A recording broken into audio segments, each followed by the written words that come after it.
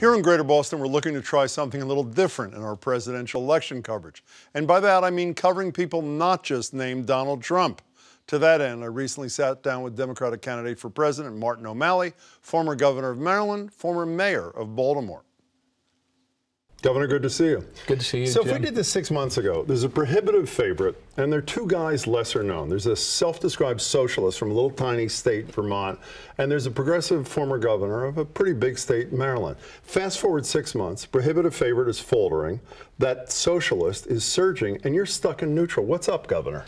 Well, I think we're going through right now in both parties summer of anger and discontent. We've all woken up to the fact that we're all working harder, but we're not getting ahead, and many of us are falling behind. And I think the two candidates in both parties who most represent that anti-establishment, anti-established leader anger are the ones who are surging right now. Donald Trump and Bernie Sanders. Right. And so I'm going to continue to campaign and put forward the ideas that serve our national interest. I'm not a former Republican, not a former independent, not a former socialist. I'm a lifelong Democrat. I've been an executive for 15 years, and I've gotten progressive things done. And usually when I talk to people, they're pretty interested in learning more. So you're a lifelong Democrat who wants to be the Democratic nominee, who wants people to protest at Democratic National Committee headquarters because you think the debate system in the Democratic Party is rigged. What does that mean in English? That means we're not having enough debates. We're only having one debate before New Hampshire, and the chair of the party has sent forward a decree that we can only have one debate before Iowa. And none of this was ever put to the members of the DNC.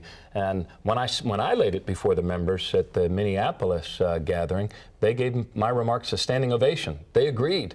The other guys are having the debates in the Republican Party. We need to talk about our ideas to make college more affordable, to improve education, to get wages to go up and not down. Until we start offering our vision for the future, we can't complain that the Republicans are having their way uninterrupted. Let me talk about some of those issues for a second. You support a $15 minimum wage increase. Barack Obama can't get 1010 through Congress. That's one issue in your agenda. Let's add another one to the list.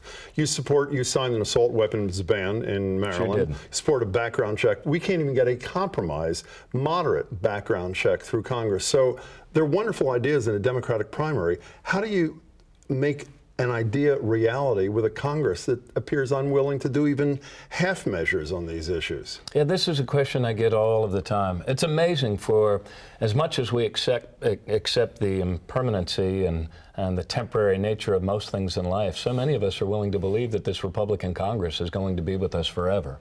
Every national election is an opportunity to forge a new consensus. And I've talked to, if you want to know where our country's headed, talk to her young people under 30. Many of those issues that you just rattled off are pretty mainstream and broadly supported by younger Americans.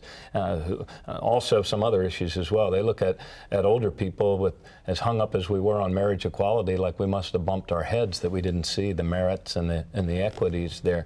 So I'm going to forge a new consensus, and it's a new consensus for progress in our country, an economy that works for all of us instead of just a few of us, a country where wages go up and not down, where you can work hard and get ahead. So while you're working and waiting for Congress to get more in touch with what you believe, where you believe the American people are, there's also a Supreme Court. So let's stay on gun control for a second. Is the Second Amendment something you think should be, I mean, I know you don't like their Citizens United decision that deals with election funding, and you talk about a constitutional amendment there. Should we amend the Second Amendment also to ensure that we have a safer gun system in this country in line with the rest of the Western world? Well, I think the Second Amendment speaks to organized militias. I think what we need to do is organize ourselves as citizens and pass sensible gun safety legislation. That's what we did in our state. It wasn't easy, but I've learned as an executive, you have to call legislators all the time. You can't just hope to carry things based on the merits. But should the Constitution be changed so that it's clear, because the Supreme Court of the United States doesn't agree that militia just means militia, as we learned a couple of years ago. Should it be amended to make clear that what you think the framers meant is what the Constitution says? I think there's nothing in the Second Amendment that prohibits us from doing what we did in Maryland. And so I think other states should. I think our federal government should. I do agree with you that we should overturn Citizens United. I think another constitutional amendment we need to enshrine the right to vote in our Constitution.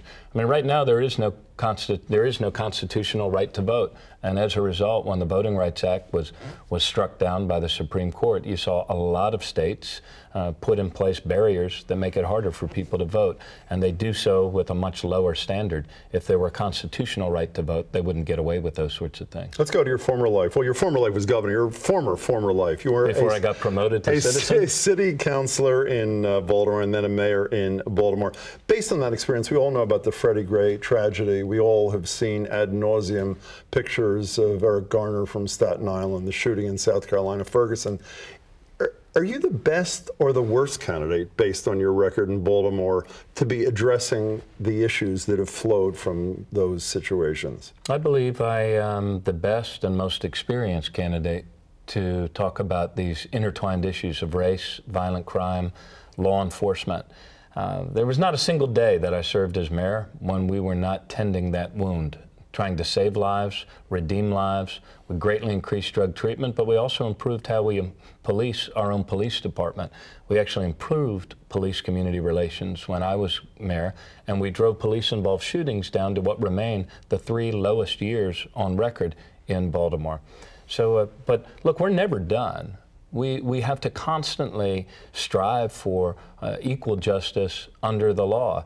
By the time I was done being governor, we had reduced not only violent crime to 30-year lows, but we had reduced our incarceration rate to 20-year lows.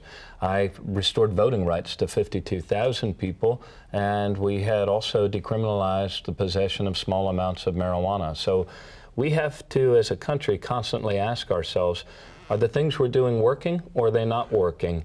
If they're not working, things like the death penalty, which we also repealed, we should stop doing it. If things work, we should do more of it. Some people around when your days when you were mayor as well say that part of your policy that reduced the crime rate was not working. Your zero tolerance policy helped break down relations between the citizens of Baltimore and its police force rather than reinforce that trust. Were they wrong?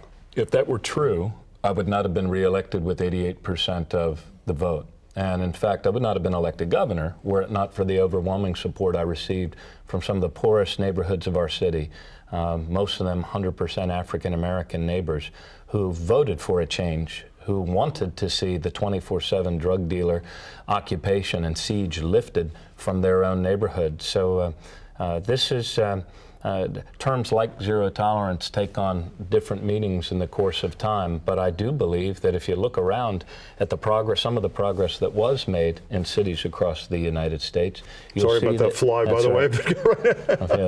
Go ahead. Spirit of St. Louis. Go ahead.